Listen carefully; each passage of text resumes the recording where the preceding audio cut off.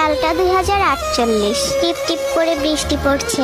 এটা দেখে আমি জানালার কাছে গেলাম। জানালার কাছে গিয়ে হঠাৎ আকাশের দিকে চোখ পড়লো।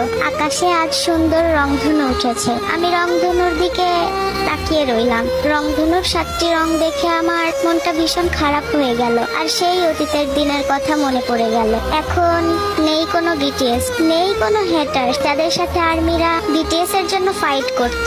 এখন আর আর্মিরা বিটিএস কে নিয়ে পাগলামি করে না। আমাদের জিনও নিজেকে ওয়ার্ল্ড উইথ হ্যান্ডসাম বলে দাবি করে না। নামজনও আর আগের মতো জিনিসপত্র ভাঙে না, আর্মিদেরকে সাহসও যোগায় না। সুগাকেও এখন কোনো আর্মি ইয়ঙ্গি ম্যারিমি বলে ডাকে না। জিমিনও এখন চেয়ার থেকে পড়ে যায় না। আমাদের জেহবকে কোনো আর্মি আর কারণ ছাড়া হেট করে না। আমাদের ছোট সাহেব জাঙ্কুক, তাকে এখন অপ্পা বলে ডাকলেও সে রেগে যায় না। আমাদের ভি, সেও এখন আর নিজেকে গুড বয় দাবি করে দুষ্টুমি করে বেড়ায় না।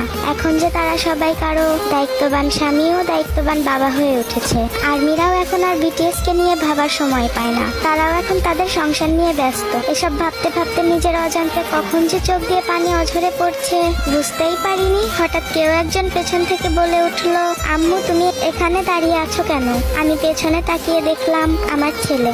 আমার ছেলে বলল, আম্মু তুমি কাঁদছো কেন? আমি বললাম, কই বাবা, কাঁদছি না তো। আসলে আর্মি আমাদের মানতে কষ্ট হলেও এটাই সত্যি, এটাই আমাদের ভবিষ্যৎ।